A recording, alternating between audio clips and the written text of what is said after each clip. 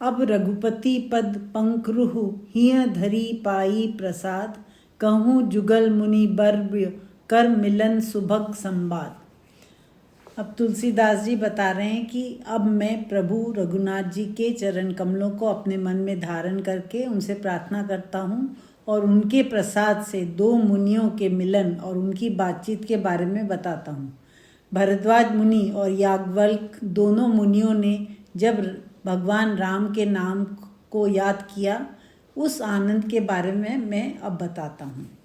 भरद्वाज मुनि बसहि प्रयागा, तिन्हि राम पद अति अनुरागा, तापस समदम दया निधाना, परमारथ पद परम सुजाना।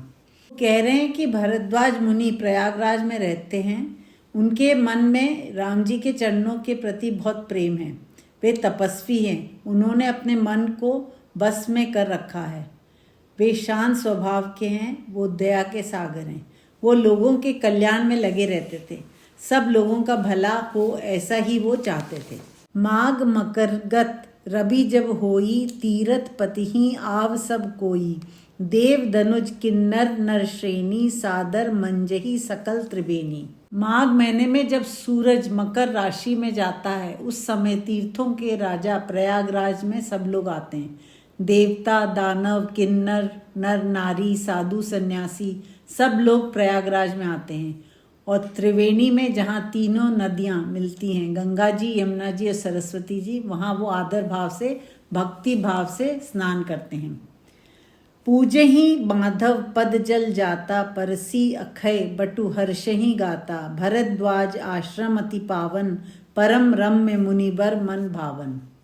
वहाँ जाकर लोग माधव जी के चरण कमलों की स्तुति करते हैं और जो बड़ का पेड़ है वहाँ उसको छूकर खुश होकर गीत गाते हैं। भरद्वाज जी का आश्रम बहुत ही पवित्र है, मुनियों को ये बहुत ही प्रिय है। उन सबकी इच्छा होती है कि वे भरद्वाज ऋषि के आश्रम में ही रहें। तहाँ होई मुनि ऋषय समाजा, जाही के जे मंजन तीरथ राजा, मंजही प्रात समेत उछाहा, करही परस्पर हरि गुण गाहा।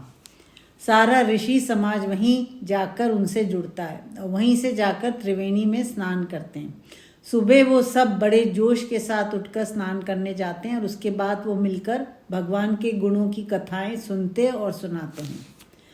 ब्रह्म निरूपण धर्म विधि, बरनहि तत्व विभाग, कहीं भक्ति भगवंत कई, संजुत ज्ञान विराग। उसके बाद वो सब मुनि जन ईश्वर के बारे में बात करते हैं, मतलब सत्संग करते हैं। ब्रह्म या भगवान क्या है, धर्म का पालन कैसे करना चाहिए, तत्वों का इस सारे संसार में रूप कैसा है और क्या है। ये सारा संसार और हमारे शरीर 5 तत्वों से बना है। आकाश या खालीपन, पृथ्वी या धरती, वायु, अग्नि और जल, ऐसी सब बातों पर चर्चा करते हैं, मतलब बात करते हैं और एक दूसरे से अपना ज्ञान बांटते हैं और जो भी उन्होंने देखा है वो बताते हैं और सीखते हैं। यही प्रकार भरी माघ नहाई, पुनि सब निज निज आश्रम जाही, प्रति संबत अति होई आनंदा, मकर मज्जी गवनी मुनि वृंदा।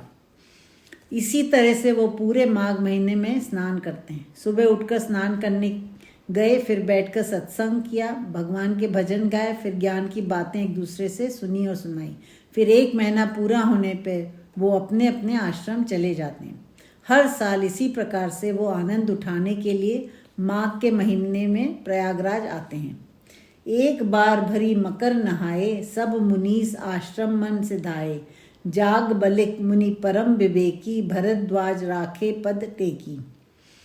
एक बार की बात है कि सब लोग मकर राशि में आए थे स्नान के लिए। महीने भर के बाद जब वो जा रहे थे, तब भरद्वाज ऋषि ने याज्ञवल्क्य जी, जो बहुत बड़े ऋषि थे, उनके पैर पकड़कर उनको रोक लिया। उनसे प्रार्थना करके उनको रोक लिया और कहा कि उनको कुछ बातें करनी है। सादर चरण सरोज पखारे, अति पुनीत आसन बैठारे, करी पूजा मुनि सुजसु बखानी, बोले अति पुनीत मृदुबानी। याज्ञवल्क्य जी ऋषि को रोककर उन्होंने सबसे पहले आदर से उनके पैर धोए, फिर बहुत ही पवित्र और सुंदर आसन पर उनको बैठाया। उसके बाद उनकी पूजा की, हाथ जोड़े, उनकी प्रशंसा की, उनका गुणगान किया, ये बताने के लिए कि भरद्वाज ऋषि उनके सामने कुछ भी नहीं है और वो उनका आदर करते हैं। फिर वो मीठी और पवित्र बोली से याज्ञवल्क्य जी से बोले, कुछ पूछने जा रहे हैं इसलिए बिल्कुल विनम्र होकर पूछ रहे हैं। नाथ एक संसऊ बड़ मोरे, करगत वेद तत्व सबु तोरे, कहत सो मोही लागत भय लाजा, जो न कहूँ बड़ होई अकाजा। वो बोले, हे नाथ, हे स्वामी, मेरे मन में एक बहुत बड़ी शंका है, दुविधा है, धर्म संकट है और मैं आपसे इसलिए पूछ रहा हूँ क्योंकि सब वेदों का ज्ञान आपकी मुट्ठी में है। मैं आपसे जानना चाहता हूँ पर उसको पूछने में मुझे भय लग रहा है और लज्जा भी आ रही है। वो कह रहे हैं कि अगर मैं आपसे नहीं बोलूं तो मेरा बहुत बड़ा दुर्भाग्य होगा क्योंकि मैं अज्ञानी ही रह जाऊंगा। रामकृष्ण परमहंस कहते थे कि भय, संकोच और लज्जा, संकोच मतलब बोलूं कि नहीं, ये अगर आपके भीतर हैं तो आप ईश्वर के मार्ग पर नहीं बढ़ सकते। राम की कथा सुनने के लिए कोई डर के कारण, कोई भय के कारण नहीं आते हैं। अगर कोई बोले कि बर्थडे पार्टी में जाना है तो सब आ जाएंगे। मीराबाई ने भय और लज्जा दोनों को छोड़ दिया था, तभी श्री कृष्ण को पाया था। संत कहीं असी नीति प्रभु, श्रुति पुराण मुनि गाव, होई न बिबल विवेक और गुर सन किए दुराव। भरद्वाज मुनि जी कह रहे हैं कि अगर हमको कोई ऐसा आदमी मिल जाए जिसको बहुत ज्ञान है तो उसके सामने अपना मन खोल के रख देना चाहिए। उस गुरु से कुछ नहीं छिपाना चाहिए, नहीं तो हमारा नुकसान हो जाएगा। इसलिए उन्होंने याज्ञवल्क्य जी से कहा कि मैं आपसे कुछ भी नहीं छुपा रहा हूँ। वो कह रहे हैं कि मैं डर इसलिए रहा हूँ कि कहीं आप ये ना समझे कि जो मैं आपसे पूछने जा रहा हूँ आपको ऐसा ना लगे कि आपके ज्ञान की मैं परीक्षा ले रहा हूँ। और लज्जा मुझको इसलिए आ रही है कि आप मेरा प्रश्न सुनकर ये बोलेंगे कि भरद्वाज ऋषि को इतना भी नहीं पता। इसलिए डॉक्टर और गुरु से हमें कोई बात छिपानी नहीं चाहिए। डॉक्टर को पूरी बात नहीं बताएंगे तो हमारे रोग का वो कैसे पता लगाएगा और बराबर दवाई कैसे देगा। अगर गुरु से अपना दुख छिपाया, हमारे मन का रोग नहीं बताया, तो वो भी कैसे हमारे दुख और मन को ठीक कर पाएगा। गुरु से कभी झूठ नहीं बोलना चाहिए, धोखा नहीं देना चाहिए। इसकी एक कहानी है। एक बार कर्ण द्रोणाचार्य के पास गया ब्रह्मास्त्र सीखने के लिए, जो सबसे अच्छी धनुष विद्या होती है। द्रोणाचार्य ने उसे सिखाने के लिए साफ इनकार कर दिया। जब उन्होंने मना कर दिया, अब उनको विद्या तो सीखनी थी, तो वो परशुराम जी के पास गए। उस समय ब्रह्मास्त्र का ज्ञान 3 लोगों के पास था, द्रोणाचार्य, परशुराम जी और वेदव्यास जी के पास। तब परशुराम जी सिर्फ ब्राह्मणों को ही सिखाते थे। तो जब कर्ण वहाँ आया और उसने अपने को एक ब्राह्मण पुत्र बताया, उनसे झूठ बोला। परशुराम जी ने उसकी बात मान ली और उसको सारी विद्याएं सिखाईं। कर्ण ने भी उनकी बहुत सेवा की। एक दिन वो दोनों वन में जा रहे थे, थक गए तो परशुराम जी लेट गए। तब तकिया तो था नहीं, तो कर्ण ने बोला, आप गुरुदेव मेरी जंघा पर सर रखकर सो जाइए। तो वो सो गए। थोड़ी देर बाद परशुराम जी को कुछ उनकी गर्दन के पास गर्म और गीला सा लगा। उठकर देखा तो खून था जो कर्ण की जंघा से निकल रहा था और एक कीड़ा कर्ण की जंघा को काट रहा था। वो कर्ण से बोले, तुमको कीड़ा काट रहा है और खून निकल रहा है और तुमने मुझे जगाया क्यों नहीं?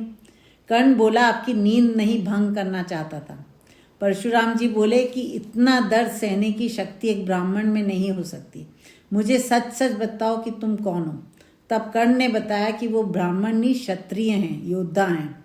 तब परशुराम जी उन पर बहुत गुस्से होते हैं क्योंकि उसने झूठ बोला, और वो उसको श्राप देते हैं कि जब समय आएगा तो उसकी ये सब विद्या नष्ट हो जाएगी। अस बिचारी प्रगटेऊ निज मोहू, हरऊ नाथ करी जन पर छोऊ, राम नाम कर अमित प्रभावा, संत पुराण उपनिषद गावा। भरद्वाज ऋषि ये कह रहे हैं कि आपके सामने मैं अपना अज्ञान प्रकट कर रहा हूँ और आप मुझ पर कृपा करके इस अज्ञान को दूर करें। मैं ये पूछना चाहता हूँ कि संत, पुराण, उपनिषद सब एक चीज़ गाते हैं कि राम के नाम का बहुत प्रभाव है, इसकी महिमा का कोई अंत नहीं है, कोई इसको पार नहीं कर सकता। तो राम जी कौन है? ऐसे ही एक बार एक बड़े संत थे कबीर जी, जो काशी में गंगा जी के किनारे बैठे थे। तब एक आदमी ने आकर उनसे पूछा कि आप क्या कर रहे हैं। तो उन्होंने कहा कि साधु क्या करेगा, बैठे बैठे राम राम कर रहे हैं। तब उस आदमी ने पूछा कि आप कौन से राम को याद करते हैं। कई राम है ना महाराज। तो कबीर साहब ने कहा कि तुम्हारा क्या मतलब, मुझे तो पता नहीं, बताओ कौन कौन से राम हैं। तब वो आदमी ने कहा कि एक राम दशरथ का बेटा, एक राम घटघट में लेटा, एक राम है जगत पसारा और एक राम है सभी से न्यारा। अब बताओ आप किसको याद करते हो। कबीर साहब हंसने लगे और वे भी ऐसे जवाब देते हैं कि आगे वाला चुप हो जाता है। कबीर जी ने कहा कि अगर राम जी 4 हैं तो मैं दावे से कहता हूँ कि तेरे बाप भी 4 हैं। वो आदमी घबरा गया और बोला कि आप साधु होकर ऐसी बात कह रहे हैं। तब कबीर जी बोले आप नाराज मत होइए, मैं आपको गिन के बता रहा हूँ कि आपके 4 बाप हैं।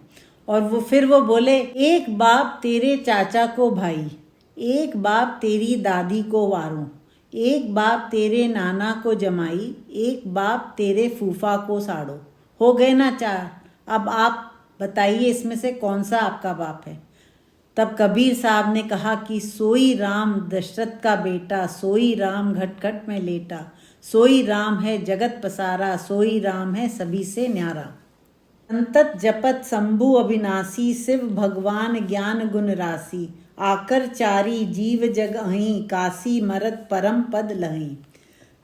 वो कह रहे हैं कि ये मैं संसार की बात कर रहा हूँ, वेदों की, संतों की, पर वो जो अविनाशी भगवान शिव हैं, जो ज्ञान के सागर हैं, गुणों से भरे हुए हैं, सबका कल्याण करते हैं, वो भी लगातार राम जी का जाप करते रहते हैं। संसार में चारों प्रकार के जीव हैं, जो पसीने से पैदा होते हैं, जो बीज से पैदा होते हैं, जो अंडे से पैदा होते हैं, जो जीव पैदा होते हैं माँ के से नाल से जुड़े होते हैं। ये जीवों में जो भी काशी में जाकर मरता है उसको मोक्ष मिलता है। ऐसा कहते हैं कि जो काशी में शरीर छोड़ता है तो शिव जी आकर उसके कानों में कुछ कहते हैं और उसे मोक्ष मिल जाता है। सोपी राम महिमा मुनि राया, शिव उपदेशु करत करी दाया, राम कवन प्रभु पूछऊं तो ही, कई बुझाई कृपा निधि मोही। भरद्वाज ऋषि कह रहे हैं कि शिव जी उस मरे हुए आदमी के कान में राम का नाम कहते हैं। ये राम जी की महिमा मुनि लोग सब जगह फैला रहे हैं। शिव जी भी उनका जाप करते हैं। तो हे मुनिराज, मुझे अच्छी तरह से बताइए कि ये राम कौन है। पहले तुलसीदास जी ने बताया था कि भरद्वाज ऋषि राम जी के भक्त थे, फिर भी वो प्रश्न कर रहे हैं, इसलिए उन्हें लज्जा थी। जो सदा राम की भक्ति में लीन रहते हैं उनको भी राम जी समझ में नहीं आते, क्योंकि वो तो अपार हैं। एक राम अवधेश कुमारा, तिनकर चरित विदित संसारा, नारी बिरह दुखु लेयु अपारा, भयु रोषु रन रावनु मारा। अब कह रहे हैं कि एक राम जी तो वो हैं जो अवध के राजा दशरथ जी के पुत्र हैं। उनके चरित्र को सारा संसार जानता है। वह राम जी जिन्होंने नारी के विरह में मतलब दुख को सहा है। सीता जी को जब रावण ने हरण कर लिया था तब राम जी का क्या हाल हुआ था। प्रभु सोई राम की अपर कोऊ, जाही जपत त्रिपुरारी, सत्य धाम सर्वज्ञ तुम कहू, विवेकु बिचारी। जिसको शिव जी जपते रहते हैं वो राम क्या जो मोह के कारण वन में सीता जी को ढूंढते फिर रहे हैं और जिन्होंने क्रोध में आकर रावण को मारा, वो क्या ये ही हैं या कोई और हैं। आप सच के धाम हैं, सब आप जानते हैं, तो मुझे आप समझाइए। जैसे मिटे मोर भ्रम भारी, कहू सो कथा नाथ विस्तारी, जाग बलिक बोले मुस्काई, तुमरी विदित रघुपति प्रभुताई। भरद्वाज ऋषि मुनि याज्ञवल्क्य जी को हे नाथ कर बोल रहे हैं कि मेरा ये इतना भारी शक संदेह है, जैसे भी मिटे, जो भी उपाय से मिटे, उसको करते हुए आप मुझे उनकी कथा पूरी तरह से कहिए, विस्तार से कहिए, मतलब एक एक बात अच्छी तरह से बताइए। राम जी के बारे में पूरा ज्ञान मिले, इसलिए वो ऐसा कह रहे हैं। अब भरद्वाज जी की बात सुनकर याज्ञवल्क्य जी मुस्काए और बोले कि तुमको तो भगवान राम की प्रभुता का सारा ज्ञान है। राम भगत तुम मन क्रम बानी, चतुराई तुम्हारी मैं जानी, चाहूं सुने राम गुण गूढ़ा, कीनहु प्रश्न मनहु अति मूढ़ा। वो कहते हैं कि तुम तो पूरे रूप से राम के भक्त हो, मन से, कर्म से, वाणी से।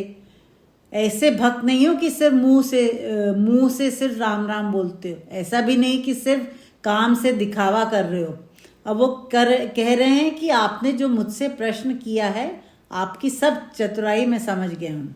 आप मुझसे राम जी के गहरे रहस्य सुनना चाहते हैं, पर प्रश्न ऐसे पूछ रहे हैं जैसे आप बिल्कुल मूर्ख हैं। एक राज के राजकुमार संगीत सीखने के लिए एक बड़े संगीत के गुरु के पास गए। गुरु ने पूछा कि उसे संगीत के बारे में क्या क्या आता है। राजकुमार बोला कि उसको बहुत कुछ आता है, ये आता है, वो होता है, और उसने अपना बहुत ज्ञान बताया। वो गुरुजी ने कहा अगर सब कुछ आता है तो उनके पास क्यों आया है, वो उसको कुछ नहीं सिखा सकते। राजकुमार ने कहा मेरे पिता राजा ने आपके पास भेजा है सीखने के लिए, आप सिखाइए। गुरुजी ने बोला ठीक है, पर मैं 1 लाख सोने के सिक्के लूँगा सिखाने के लिए। राजकुमार के तो होश उड़ गए, इसलिए नहीं कि उसके पास पैसे नहीं थे, पर जो मांगा है वो तो बेहिसाब है। उतनी देर में वहाँ एक गरीब गाय चराने वाला लड़का आया। उसने भी गुरुजी से कहा कि उसको संगीत सीखना है। गुरुजी ने उससे भी पूछा कि उसे संगीत के बारे में कुछ ज्ञान है क्या। उसने कहा कुछ भी नहीं आता, बस गाय चराते समय मेरी बांसुरी में ऐसे ही फूंक मारता रहता हूँ और कुछ बस आवाज़ निकलती है। मुझे आपसे सीखना, मगर मेरे पास पैसे नहीं हैं, पर मैं आपकी सेवा करूँगा, आपका घर का काम कर दूँगा। तो गुरुजी ने कहा कि मैं तुम्हें बिना पैसे लिए सिखाऊंगा।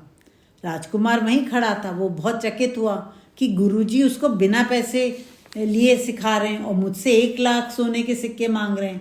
उसने ये गुरुजी से पूछा कि उन्होंने ऐसा क्यों बोला। तो गुरुजी बोले तुम्हारे दिमाग पर पहले से ही बहुत कुछ लिखा है, जैसे ये बोर्ड पर लिखा है। अब कुछ और सिखाना है तो उसे मिटाना पड़ेगा और उसको तुम मिटाने नहीं दोगे। अगर मैं तुमसे कहूँ जो कुछ तुमने पहले सीखा है वो सब भूल जाओ तो तुम करोगे नहीं। उसे भुलाने के लिए मुझे मेहनत लगेगी, उसी मेहनत के ही मैं तुमसे 1 लाख सिक्के ले रहा हूँ। ये लड़का पूरा कोरा आया है, इसको सिखाने में मुझे मेहनत नहीं लगेगी। जो सिखाऊंगा वो जल्दी सीख जाएगा। जैसे खाली जगह पर मकान बनाना आसान है। अगर कोई मकान बना है तो पहले उसे तोड़ना पड़ेगा, उसका कचरा फेंकना पड़ेगा, फिर मकान बनाना ज़्यादा मेहनत का काम है। तो वो ही बात यहाँ याज्ञवल्क्य जी कह रहे हैं कि तुम मुझसे प्रश्न कर रहे हो जैसे तुम्हें कुछ मालूम ही नहीं है। यही भाव होना चाहिए जब प्रश्न करते हैं। तात सुनहु सादर मनुलाई, कहूँ राम कई कथा सुहाई, महामोहु मही येषु विशाला, राम कथा कालिका कराला। अब याज्ञवल्क्य जी कह रहे हैं कि हे पुत्र, आदर पूर्वक मन लगाकर सुनो, मैं तुमको राम जी की सुंदर कथा सुनाता हूँ। वो कह रहे हैं कि जो मोह है वो महिषासुर राक्षस के समान है, जो बहुत आतंकी है। मतलब उसने धरती के लोगों का जीना दुश्वार कर दिया था। फिर माँ काली ने उसको मारा। तो हमारे मन के महामोह रूपी राक्षस को मारने के लिए ये राम कथा माँ काली के समान है। राम कथा शशि किरण समाना, संत चकोर करही जेही पाना, ऐसे ही संशय कीन भवानी, महादेव तब कहा बखानी। राम कथा चंद्रमा के किरणों के समान है, जो शीतलता मतलब ठंडक देने वाली है। संत जो चकोर के समान है, वो इन किरणों को पीते हैं। जो तुमने मुझसे पूछा है ऐसा ही शक माता भवानी ने भी किया था। तब शिवजी ने इस राम कथा की महिमा के बारे में विस्तार से बताया था। कहूँ सो मति अनुहारी, सब अब उमा शंभु संवाद, भयु समय जेही हेतु जेही, सुनो मुनि मिटही विषाद। अब तुलसीदास जी कह रहे हैं कि जो शिवजी ने भवानी से कहा था और उसका वर्णन याज्ञवल्क्य जी ने भरद्वाज ऋषि से किया था, वही मैं बताने जा रहा हूँ। उसको सुनने के बाद भरद्वाज ऋषि के मन का शक, संदेह और विषाद सब शांत हो गया। यहाँ विषाद का मतलब दुख नहीं है, बल्कि वो कमी ये कि इसको मैं अच्छी तरह से समझ ही नहीं पाया और उसके कारण जो बेचैनी पैदा होती है उसको विषाद कहते हैं। तुलसीदास जी कह रहे हैं कि वो ही बात मैं यहाँ अपनी बुद्धि के अनुसार कहता हूँ। एक बार त्रेता जुग माही, शंभु गए कुंभज ऋषि पाही, संग सती जग जननी भवानी, पूजे ऋषि अखिलेश्वर जानी। एक बार त्रेता युग में भगवान शिव जी कैलाश पर्वत पर समाधि में थे, पर उनके मन में बात आई कि भगवान की कथा सुनते हैं। बहुत समय से कथा नहीं सुनी। फालतू बैठकर समय बर्बाद करने से अच्छा है कि प्रभु की कथा सुनो। कुछ लोग समय बिताने के लिए पत्ते खेलते हैं। अगर हमको समय मिले तो प्रभु का चिंतन करना चाहिए। मालूम नहीं आगे समय मिलेगा कि नहीं, हो सकता है अगले जन्म में हम कुत्ता बने तो कैसे करेंगे प्रभु का चिंतन। तब शिवजी तुरंत अपनी पत्नी सती जी को लेकर, शिवजी ने साथ में अपनी पत्नी को लिया और वो कुंभज ऋषि के आश्रम में गए। ये है महाराष्ट्र में। वो तो कैलाश पर्वत से उतर कर महाराष्ट्र गए और सोचो हम लोग गांव से यहाँ तक नहीं आ सकते। ये सब दिल की प्यास की बात और राम जी से प्रेम की बात है। अगर वो प्रेम है तो मनुष्य कहीं भी पहुंच सकता है। वहां पहुंचते हैं तो अगस्त मुनि बहुत खुश हो गए कि अखिलेश्वर महाराज खुद आए हैं। सबसे पहले उन्होंने शिव जी का पूजन किया। अगस्त मुनि ने सती जी की पूजा करी तो उनको शक हो गया कि ये कैसे कथाकार हैं, हमारा पूजन करें, लगता है इनको कुछ आता नहीं है। राम कथा मुनि बर्ज बखानी, सुनी महेश परम सुखमानी, ऋषि पूछी हरि भक्ति सुहाई, कही शंभु अधिकारी पाई। पूरी कथा सुनकर ऋषि ने भगवान शिव से कहा कि आप मुझे ये हरि की भक्ति का रहस्य बताइए। भगवान शिव ने ऋषि को अधिकारी मानकर उनको हरि भक्ति बताई। अधिकारी मतलब कि वो ऋषि सुनने के लायक थे। किसी को ऐसे ही सुना दे तो वो फालतू ही रह जाती है और जहरीली भी हो जाती है। जैसे गंदे बर्तन में दूध डालो तो दूध फट जाएगा। कहत सुनत रघुपति गुण गाथा, कछु दिन तहाँ रहे गिरिनाथा, मुनि सन बिदा मागी त्रिपुरारी, चले भवन संग दक्ष कुमारी। राम जी के गुणों की गाथाओं को कहते सुनते बहुत दिन तक शिव जी वहां रहे। फिर अगस्त मुनि से विदा लेकर वो दक्ष कुमारी मतलब सती जी के साथ वापस अपने घर कैलाश पर्वत लौट गए। तेही अवसर भंजन बही भारा, हरि रघुवंश लीन अवतारा, पिता बचन तजी राजू दासी, दंडक बन बिचरत अविनाशी। जब भगवान शिव पार्वती जी के साथ अपने धाम को जा रहे थे उस समय पर श्री हरि ने राम जी के रूप में रघुवंश में अवतार ले लिया था, धरती को भार से मुक्त करने के लिए। पिता के वचन की लाज रखने के लिए वो उदासीन हो गए थे, मतलब कि उनका आसन बहुत ऊंचा हो गया था। इस राजकाज के लोभ से भी वो बहुत ऊंचे उठ गए थे। दंडक वन में जहां पग पग पर मृत्यु घूम रही थी उसी वन में उस समय राम जी भी थे। हृदय विचारत जात हर के ही विधि दर्शनु होई, गुप्त रूप अवतरेउ प्रभु, गए जान सबु कोई। भगवान शिव जिनके हृदय में सदा राम जी रहते हैं उस वन से जा रहे थे तो उनके मन में इच्छा जागी कि किसी तरह से वे राम जी के दर्शन करें। जैसे हमारा कोई पसंद का हीरो की फिल्म हम हर रोज़ देखते हैं, पर जब उसकी शूटिंग हमारे गांव के पास चल रही हो तो हमारा दिल चाहेगा उसकी एक झलक देखने के लिए। ऐसे ही शिव जी की इच्छा हुई, पर उनके मन में एक बहुत बड़ी समस्या आ गई कि यदि वो दंडक वन में श्री राम से मिलने गए और नमस्कार किया तो ये बात कि परमात्मा अवतरित हुए हैं, राम जी बनकर प्रकट हो जाएगी और सब लोग जान जाएंगे। शंकर उर अति सो छोबू, सती न जानही मरमू सोई, तुलसी दर्शन लोभु मन, डरू लोचन लालची।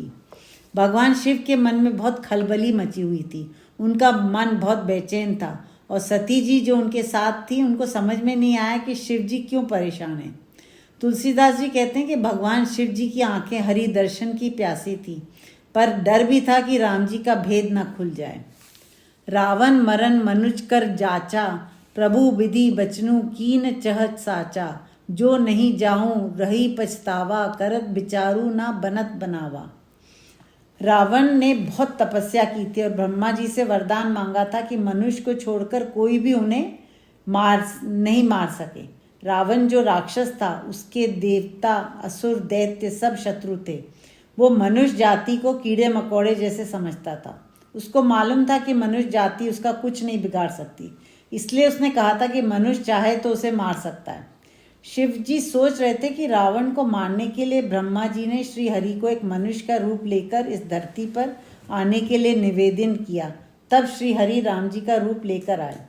शिव जी नहीं चाहते थे कि ये सत्य सबको पता चले और वो चाहते थे कि रावण का वध हो जाए, पर उनको ये भी लगता है कि श्री हरि ने राम के रूप में अवतार लिया और वो वहाँ होकर भी उनसे मिलने नहीं गए। उसका उनको पछतावा रहेगा। उन्होंने बहुत सोचा पर कोई उपाय समझ में नहीं आया। एही विधि भय सोच बच ईसा, तेही समय जाई 10 सीसा।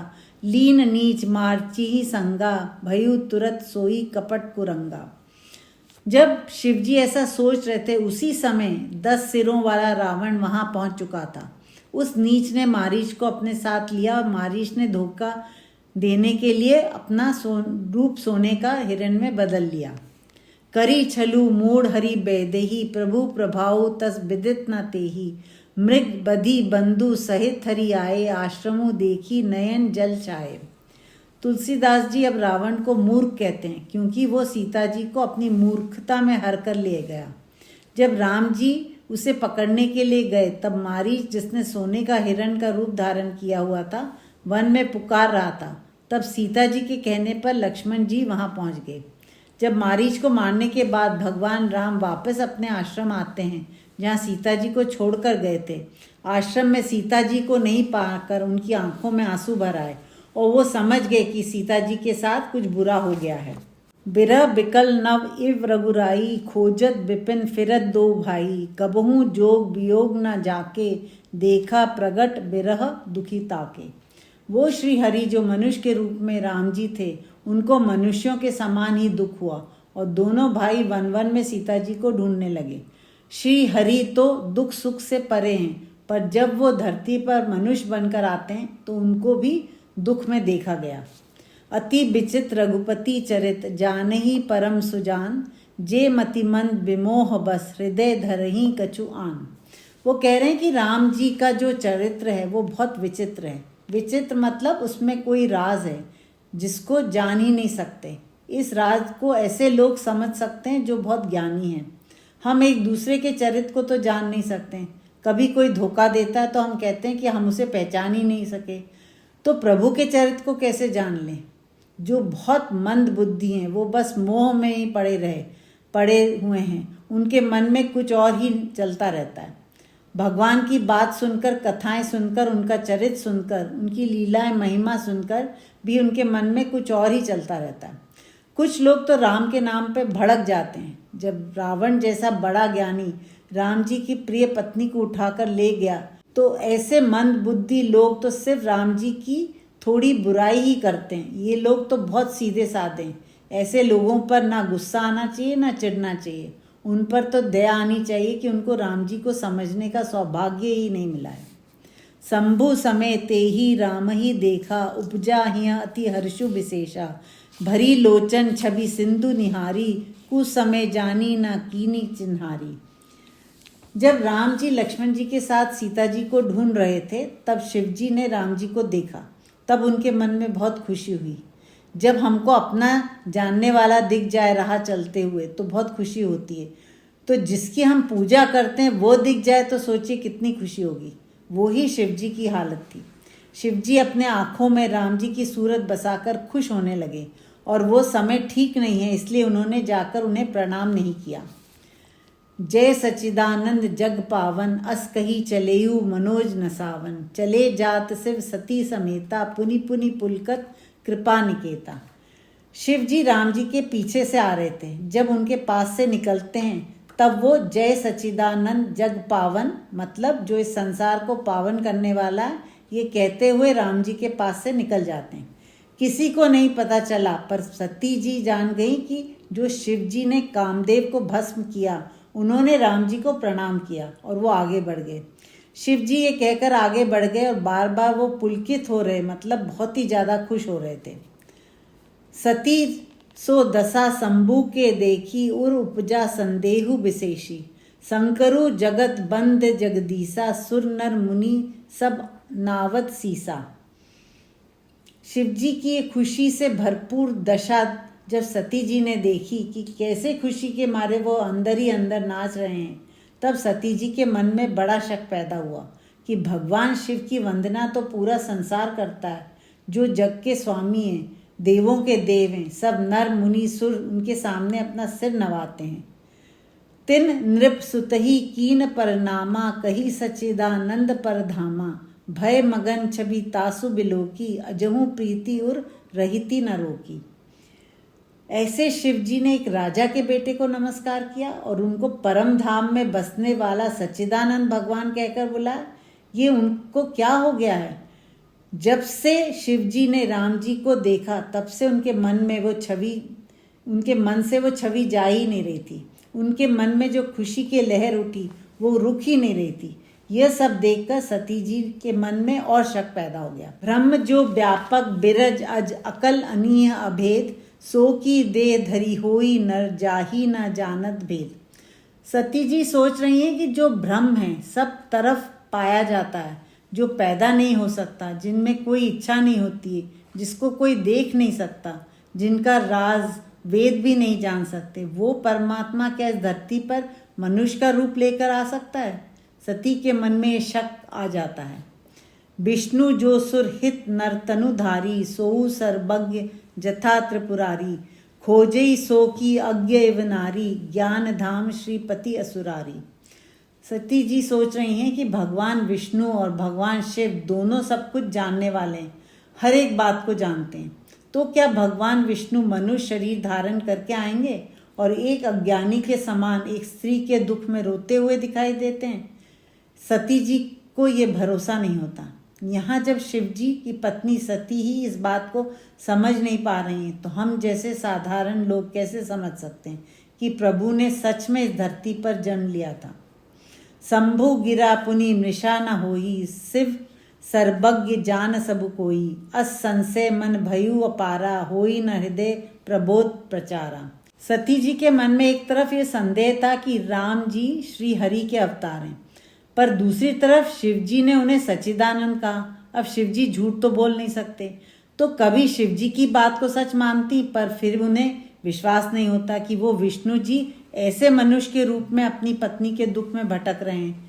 इस शक से सती के मन में बहुत डर पैदा हो गया और उनको कोई रास्ता दिखाई नहीं देता कि किस बात को वो सच माने।